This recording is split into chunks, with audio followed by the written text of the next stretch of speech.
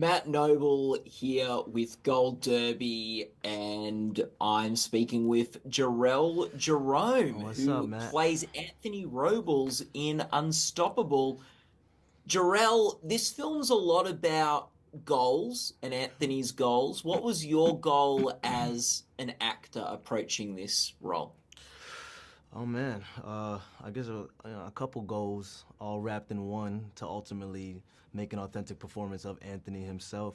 But the gym goal, man, I'm not gonna lie, getting in the gym and kind of changing my physique and my diet and the way I eat.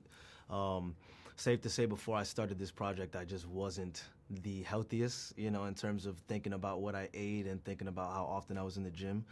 So my goal was to there's no way I could look as beastly as Anthony. It would take me 3 more years and some steroids, but it was really about embodying him, embodying the confidence, the stature, the posture, the wide physique, and the wrestling build. So that was about 7 months of training, just doing that alone. And then of course the emotional aspect of it was another challenge, and finding those vulnerable layers that existed within him. When you meet him, this guy's the nicest dude in the world. I'm always telling him, man, you gotta get mean. And he's like, nah, I get mean on the mat. And it's so true. When he's on the mat, he's a monster. He's so brutal, but in person, he's so kind and protective. So that duality was so exciting for me. I'm like, this guy is, one of a kind in many ways, more than one. So for me, my goal ultimately was tapping in, man, tapping in and being as authentic as I can to make sure his story was told with a certain authenticity that'll not only have people leave like, damn, that's a damn good wrestler, but also that's a damn good person. Did you learn anything about yourself playing him? Um, yeah, I mean, I learned I could lift some weight. Like I learned I could lift much heavier than I thought. Like today, man, I'm into the gym now. I go regularly. I go 4 to 5 times a week, and that's something that I've always wanted to do. And it's a blessing that work led me there. This role, there was no way I could leave with a new sort of shape and being fit, and then let that slip. I would get depressed and I would go crazy. So I'm in it now, and so I definitely learned mental fitness health, and that just in turn leads to my mental health. Self-caring for myself and understanding um, me more. So not often as an actor do you get to do a role that really shapes you and changes you. It may teach you something, but this role really shaped and changed me just as a growing man and as an actor. Mm. In the film, Anthony says it at one point, is there something missing in me that I can't see? Mm. Is that something like as an actor you can relate to when you're trying to find something in roles and performances? That Yeah, idea of maybe there's something missing, but I don't know what it is. yeah. It's a tricky thing. I've gained a lot of attention and awards and accolades young, and like I still pinch myself about that, and I still can't believe it happened.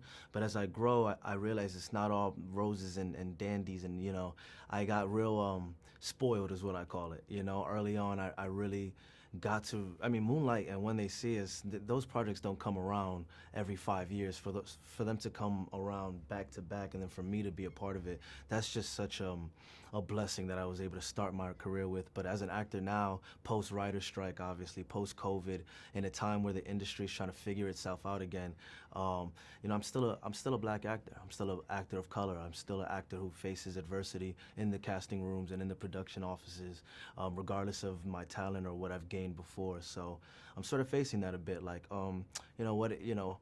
what am I missing that doesn't appeal to the mainstream, I guess, quote unquote. But that's always a struggle that we face, and we work twice as hard to get over that hump, you know? Well, when you won your Emmy, you said, I feel like I should be in the Bronx right now, waiting for your mum's cooking. Yeah, man. Do you still feel that way sometimes? And like, do you want to elaborate a bit more on Yeah, that thought? 100%. I always feel that way. That is just I don't like to call it imposter syndrome anymore because that seems negative, but it's always not believing in that. I can't believe I'm here sort of effect. And I always want to hold on to that because I think that's what keeps my feet on the ground. The second I start to feel like I should be here, is where I maybe lose the essence of who I really am. So when I say I want to be back in the Bronx and my mom's cooking, it's just like I want to be, I should be back in the Bronx. It's like it feels like I should just be right there where I usually am and where I grew up and what I know myself to be. But here I am in front of a whole crowd of people I'm inspired by. So I still feel that now, like sitting in this interview in this room with lights and cameras. It's like I'm surprised I'm just not smelling my mom's cooking right now. What was your mum's best dish? Oh man, I would say her oxtails. She went crazy. That's popular in Dominican culture. Is Yeah. is oxtails and white rice, beans, the classics. Mm, nice. And like, so, funnily enough, like, such a big heart to this film in Unstoppable is the relationship of Anthony and his mum and how that sort of drives things. How do you approach those scenes with Jennifer and just what did you tap into from your own experience? Well, I definitely tapped into my relationship with my mother. I'm very close to her, as we all know, and so I used a lot of that chemistry that I have with my mom to try to feed into the chemistry I had with Jen. And on Jen's end, she's an incredible mother, and she loves her kids, and she has, you know, children that she's very close to and she keeps in touch with, and her she's a mother, so she used that, and naturally we just used those personal relationships and we brought that together. And I'm also from the Bronx, so our background is very similar. We're from the same place, so it wasn't too hard to come up with the same jokes and have the same humor and understanding, sort of the world and how we fit in it. Mm, yeah, and you brought your mum to the Emmys Yeah, the yeah, year you won, and she was one of the first people you thanked too. So yeah. that was a nice sort of like it was nice actually watching the film and seeing you engage with like Jennifer playing your Yeah, mum. that's why I love doing this role and playing Anthony, because the wrestling aspect is one thing, but his family life is very similar to mine. So when we met, we clicked immediately. I think two guys who love their mothers, two mama's boys that get along real well. So we did. Yeah, oh, that's so nice. What was like? Did you have a favorite scene in the film? Uh, I guess any scene where I was sitting down and just laying down were my favorite because it wasn't so grueling. But it's hard to think. I mean, I have different favorite scenes. I love the hike scene for Mm. how it really showcases Anthony's triumph and his ability to just overcome. I think is him in a nutshell. That scene. I love the scene on the bleachers with Michael, where I really get to do that monologue that explains Anthony's reasoning for wanting to wrestle, and I think that also really captured who he is. There's just certain scenes that really capture the spirit. And anytime I went toe to toe with Don was so much fun, man. Like Don Cheadle is such a legend, and he's just an incredible actor. So I look up to him, and he got to play my mentor on screen, and that sort of turned into him being a mentor as an actor in real life, and that's just a blessing. So What's something you learned from him? from Don. Yeah. Um, it's less about exactly what he said and more observing him.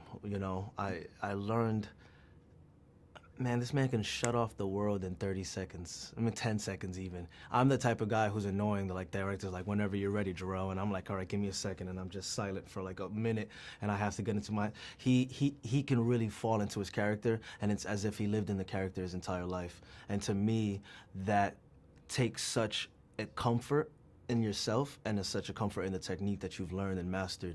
So for me, it's less about the words he said, like the coach giving me like monologues, and more so just observing him and the power he's able to have on set. And now today I could pick up the phone and call him and ask him for advice and things like that, and I've done that. And he's a man of wisdom, and he's experienced a lot of sides of the industry. He's experienced extreme success, but he's also experienced moments of his career where he's looking for something to spark and something to change him again. So it was nice to speak to him. What's the most important thing for you as an actor when you approach roles? Uh, I just think doing all the prep that is necessary before you get to that day one. I think I think no matter how professional you are as an actor, it's very daunting to be on set and there's 150 people around you and you're doused in makeup and you have to get on camera and perform. So doing that prep before to allow you to be as confident and comfortable, to me, is the most important thing. I won't say which role, but I've done a role where I didn't really do so much prep. And I felt the discomfort as I worked. I felt insecure every time on cut. I'd go to the director and say, "Hey, was that good? Was that right? Was that?" And to me, I think that is just distracting, and it won't allow you to lose yourself. You'll just be a little bit of you still. So I'm very big on the prep, and that doesn't mean go method acting and go too far and do dangerous things, but just know enough about your character. Before, middle, and end, so you can understand it and be flexible on set. Hmm. Your Emmy-winning role was for When They See Us. How did that role inform how you approach acting, or what have you sort of carried with that role? Well, that was the first time I got to play a real life person, and so Mm. I got to, I think any actor really loves the chance to do a biopic because it kind of feels like we're truly acting. It's fun to make things up and make your own characters up, but it's another thing to have a rule book and a guideline, and it's almost a test. Did you pass? So meeting Corey changed my life as a person in many ways, and taught me grit and determination early on at a young age. But also as an actor, it taught me how to apply myself really and make sure I do the prep work. So ever since I did that role, I have made sure I've done prep work for my characters. And this time around when I met Anthony, I was nervous, of course, naturally, but I was less nervous because I felt like I had the understanding of the dynamic between an actor and a real life person. But everything's different. I may I may play Kanye West one day, and that's not going to be the same experience. So it's all Yeah. different. It's all different. But it's all a learning curve, and I'm happy to have done something so intense like When They See Us at 20 years old, because I think it kind of shaped my mentality for how I approach the characters. Yeah, you spoke when you were on that Emmy about how you were there because you'd been motivated by people. Is there a particular actor or performance that motivated you growing up to want to be an actor and do this thing? Oh, I mean, that's like a 17-page Oh, list. It's oh, list. okay. You've got Yeah, just 10 seconds for yeah. whatever comes I on your like mind. Denzel, of course, Yeah. Daniel Day Lewis, and There Will Be Blood. Will Smith and Fresh Prince when he was just being cool and charming and making people laugh. It's a range. It's not just one thing. I loved a lot of Yeah. different entertainers for different Oh, reasons. that's a great like mix of people. Right? Yeah. Like performances just varied, It's a which is range. really cool. Yeah. What do you think this film? Well, actually, what was the most fun moment on filming? Um, it sounds crazy, but the wrestling stuff, I'm not gonna lie, it was the most exhausting, and I was so tired. But I mean, it's adrenaline. It's nonstop adrenaline, and it's a big, 100 extras, and it feels real. And I'm going back and forth with Anthony, who played my stunt double, throughout the way. So it that that felt like we were just in college doing like a college film, because we were just all together in one space, and that was probably the most fun. Yeah. And if you had to just in like a sentence or two sort of tell someone what Unstoppable is about, what do you think is at the heart of this film? What is this story that is being told? I say Unstoppable. It's the story about a man who's defied every single odd, but not alone, with the people closest to him. And he is a man of triumph who was able to fight on the mat as much as he was able to fight off the mat. And it's a story of perseverance. Yeah. Yeah. You as an actor, are you fighting for anything when the cameras roll or when you approach a role? Um, yeah, I'm fighting to not think of Jarrell anymore. I'm fighting the subconscious, and I'm fighting the things that make me that aren't who I'm trying to be. So I think that's always the challenge for an actor, is letting go of who you are. So that's always a fight when action comes, is ignoring the insecurities, the doubts, the second guessing, the should I have done that? Do I look stupid? Are my lips crusty? Whatever. Just ignoring all of that and fighting those thoughts, and falling into the character.